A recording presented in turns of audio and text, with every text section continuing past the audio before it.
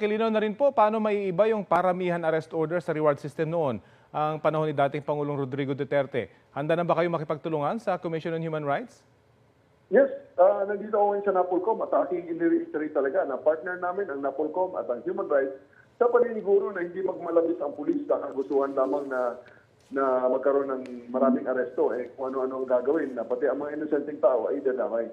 Ang maganda rito sa ating programa, ang ating mga maa-aresto at ating mga taong bayan na mga kababayan na ma-aresto man, may pagkakataon talaga silang depensahan ng kanilang mga sarili at ang mga abogado at maaaring ang pulis naman ang madidismiss o makukulong din dahil kung mali ang pagka-aresto sa kanila.